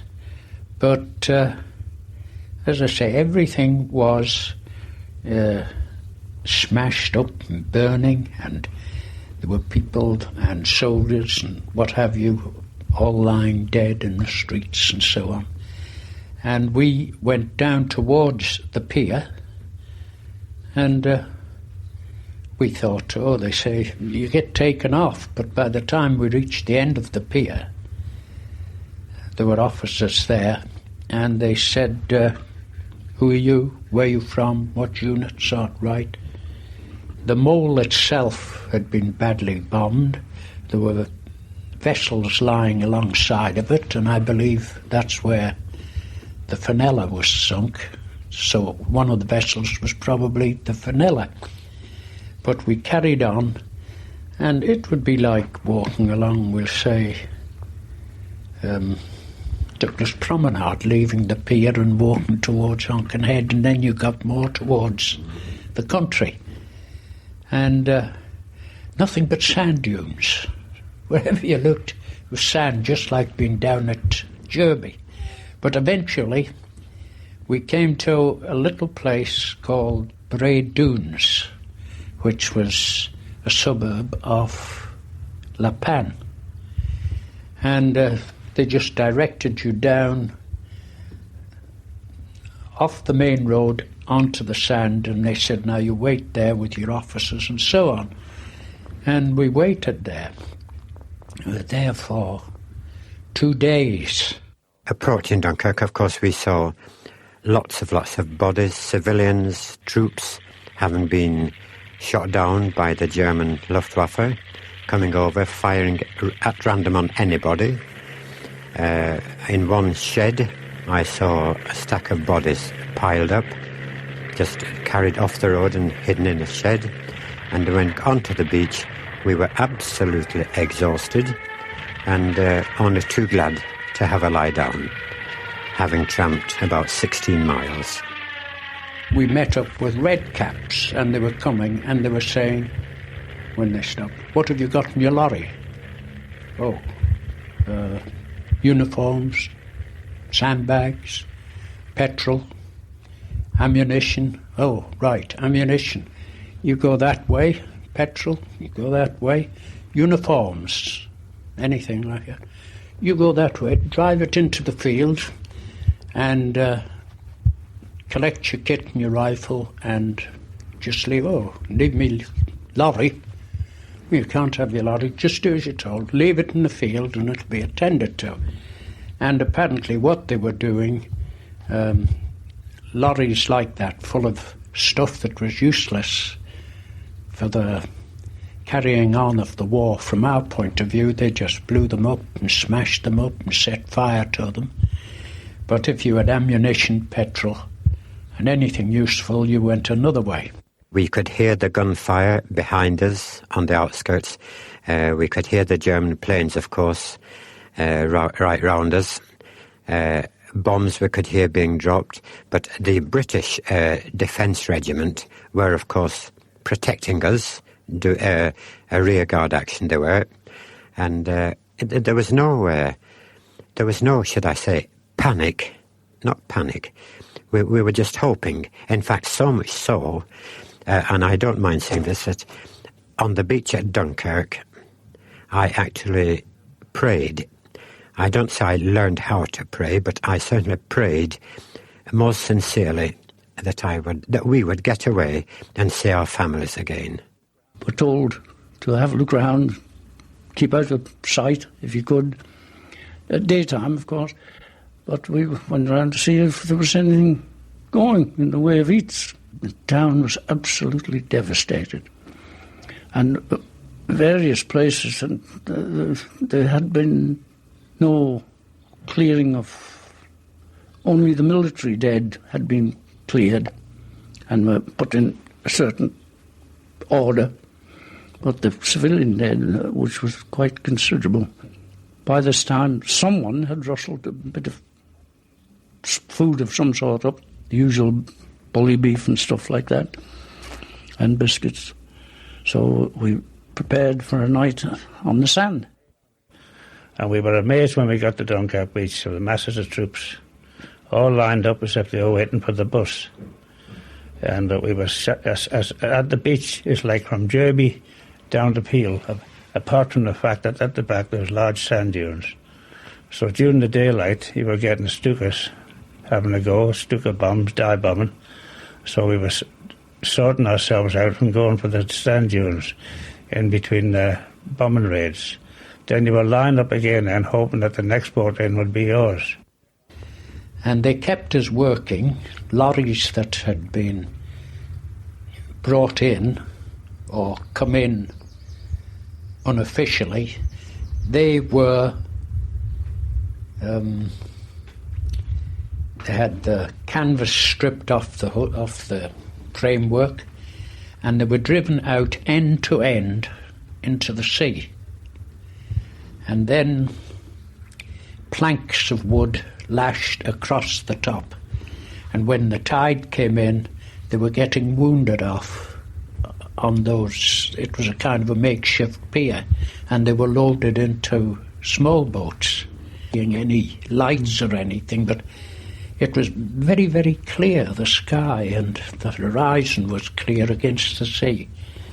You could see silhouettes, but men were going off during the night, and the idea was when the tide was out, you marched down, and you would get into the small boats or whatever there was, and when the tide came back in again, well, you had to come back in, and you rested in the sand dunes. And of course the bombers and planes, they were coming in and bombing and machine gunning. Well, when I got out on deck, the whole town was lit up. It was so clear, apart from the men on the beaches, the little craft going in, chugging out. It took 2 or 3 destroyers, I can't remember how many, standing by to take passengers from the small boats. The whole town was lit up, fires here and there. Obviously, there had been a raid earlier. On the beach, when we were first loading up, the beach was knots of soldiers all amongst the sand dunes. And bombs, of course, were getting dropped on them. It was German aircraft. We could see tanks firing way back, 5 or 4 miles back. And we were wondering where our own planes were at the time. After about 3 or 4 days on the beach, we kept ourselves going by helping any wounded we could find, looking for something to eat, looking for water, and of course looking for the inevitable cigarette. During the day, you were just looking out for the dive bombing, and during the night you crept up into the sand dunes for a rest. The usual banter was there. I think the only thing that keeps you going is there's always that certain camaraderie and spirit that keeps the boys going. And even going out, rowing out to this boat to come away, some wag was shouting any more for the scar like trips around the bay. Snoozing, smoking cigarettes, thank goodness I don't smoke now, telling stories, arguing. It was just one monotonous spell. And when nightfall came and the clouds came over, I recall lying on the beach, tin helmet under my head, under my neck, and clouds were all over the channel, which was a blessing for us. And somewhere in the early hours of the morning, a breeze got up. A breeze came up over the channel, blew over the channel, and the clouds began to waft away. And there was the moon, a brilliant moon shining there down on us. All these troops were coming down the mole, which is often forgotten. You see, all the concentration, all the television you've seen, has been the poor troops on the beaches, and they had a hell of a time. They had a terrible time. But there were thousands of others who never got that far and who came down. This mole was their only hope. Mole is a wooden pier, and the point is that the blessed thing was only about 9 or 10 feet wide, and there were no proper bollards, anything to moor by. And if you managed to scrape your way in, well, then was the problem, depending on the state of the tide, how to get gangways out, because there simply wasn't a room for a big long gangway. You just had to have a short gangway, and sometimes just virtually standing up straight. Some of these poor devils were in such a bad shape that one had to go down, jump down, and help them up the gangway. The first ones were bad.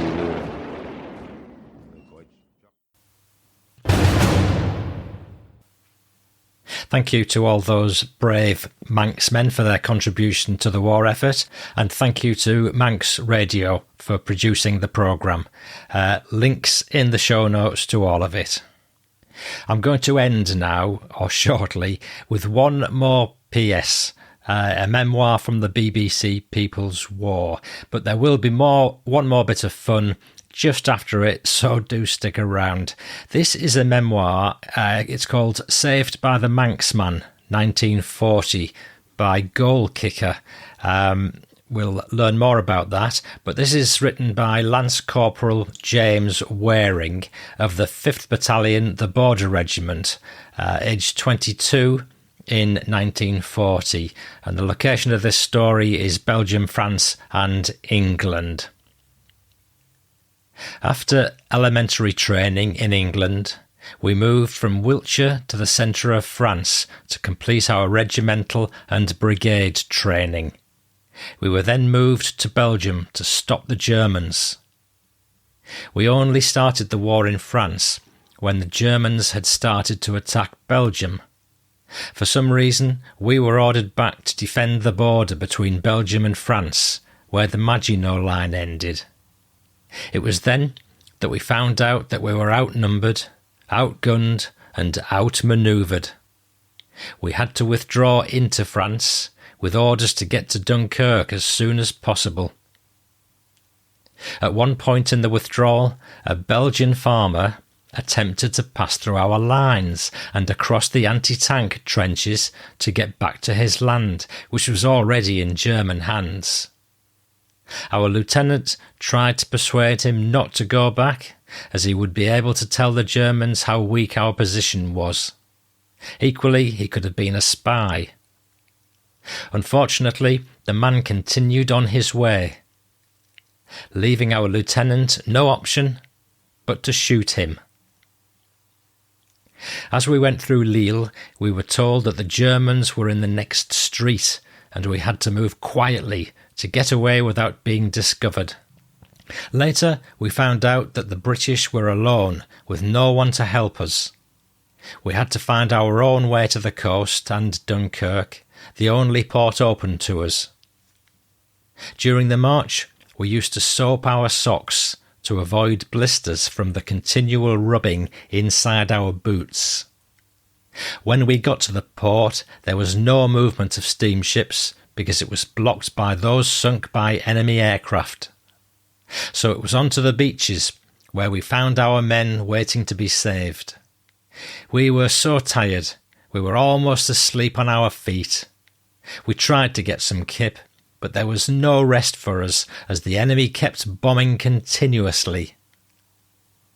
The first morning we were there, we found out that there were several small boats coming in to save us. We lined up along a wooden pier, and again the Boche foiled us.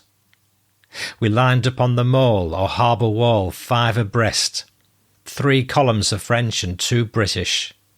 And that was how we were to be loaded on board, and we were all coming to England. While we were on the mole waiting to be checked in, the man in front of me said that when the red cap asks you which regiment you are from, you told him you were from the same unit as the man in front.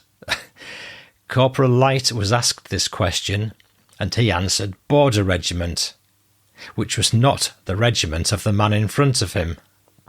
The red cap stood and told Light to get out of the queue, as he should not be there. There was an argument, and the red cap drew his pistol and was going to shoot if Light did not get back.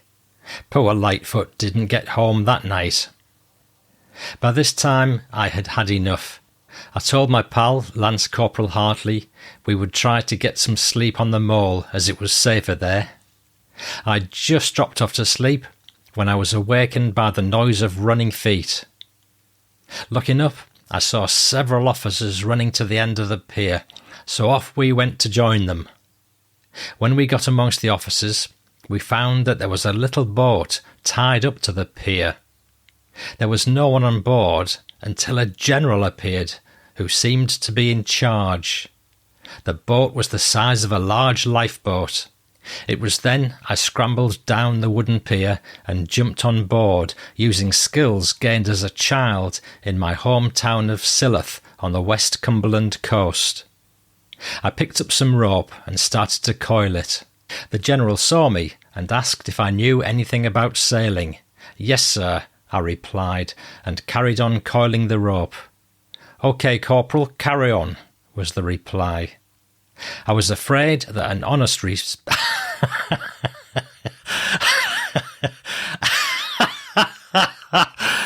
Oh dear. I was afraid that an honest response that I'd never sailed would have got me ordered off the boat. Oh dear. About 10 minutes after that, the officers who were still on top of the pier shouted to the general that there was a big ship coming in. I dropped everything and started to climb my way up through the woodwork of the pier. The general climbed up using the ladder at the end of the pier. By the time I got to the top, the boat was nearly in, so I jumped on board and called to my friend Hartley to join me. To cut the story short, we were both on board and ready for sailing. The 2 of us had spent 2 nights around the mole waiting to get away, after a march of several days from Belgium, and we were finally sailing home. We got clear of the harbour and into the English Channel, all within half an hour. During this time, I saw a Bren gun and tripod on the bridge, so I started to assemble the tripod and place the gun in position just as the general came up again. I'm sorry, I just got this image of the general asking the guy if he knew how to use the Bren gun, and of course he would say yes, when he in fact was a medic. But go on, I'll move on, I'll start again that bit. During this time, I saw a Bren gun and tripod on the bridge, so I started to assemble the tripod and place the gun in position, just as the general came up again. I was packing equipment around the gun and putting it in good working order. The general seemed pleased with his inspection and said, "Good, carry on, Corporal." We were only halfway to Dover when a German dive bomber flew over us. We were lucky, as he was not after us but another ship nearby. He dropped his load and it went straight down the funnel and blew out the bottom of the boat. We arrived at Dover, tired, weary and hungry, but the Salvation Army was there to help. We were sent into a park for a night before boarding a train. The Salvation Army provided sandwiches and drinks at many stations en route to Northallerton, where the regiment regrouped. When we checked about our journey across the Channel, we found out that the ship which brought us back was the Manxmen, a ferry working between Liverpool and the Isle of Man.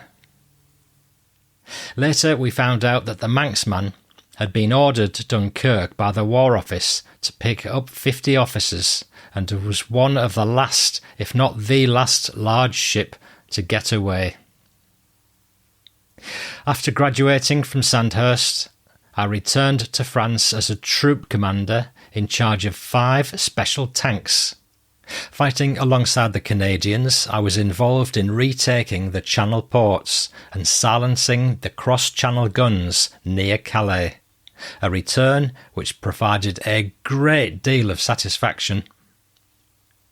Back home after the war, the Cumberland and Westmoreland Rugby Union selectors informed me that I would not be adding to my pre-war county caps.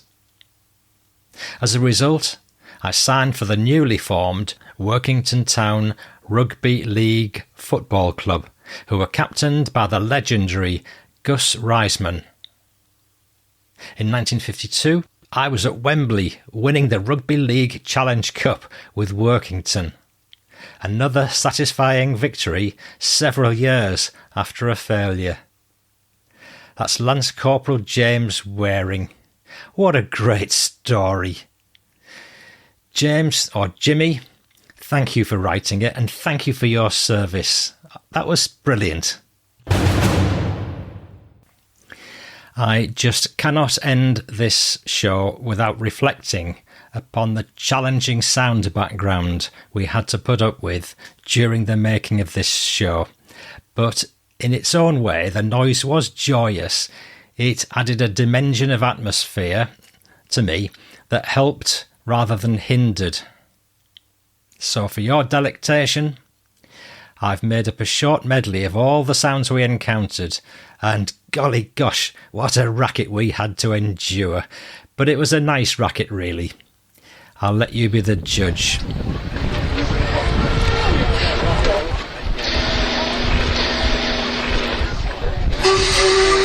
because there were no troop.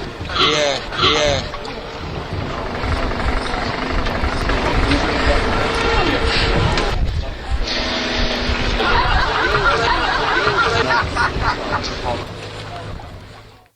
I'm Paul Cheall saying I'm going to let Matt close the show, and I'll be sharing a bit of fun we had setting this up.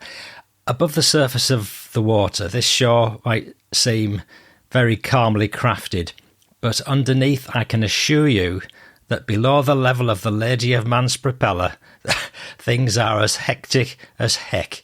Over to Matt. Not your normal studio work, Paul. No, it's all right, I've learned. You can tell your listeners that we were interrupted by another Dunkirk little ship.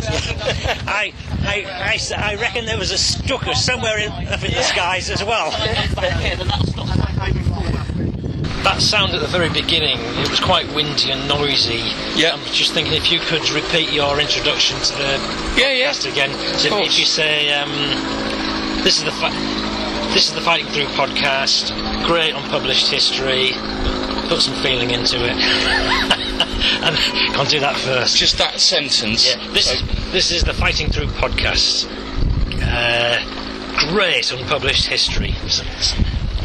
This is the Fighting Through podcast. Great. I couldn't remember the thing. God, you're going to ask me the name of it. History. Great unpublished history. Right. Do it again then. This is the Fighting Through podcast. Great unpublished history. That it? Do you know, some of the fun I've had with the veterans doing that, where they couldn't quite tell what I'd said, and then they'd get halfway through a perfect rendition. Yeah. See their minds going blank. Yeah. But they were so sporting about it, because, you know... Good enough. Yeah. And then if you just say at the end, please, you've been listening to the Fighting Through podcast. You've been listening to the Fighting Through podcast. I'm Matt Cain. Bye-bye now. I'm Matt Cain. Goodbye now.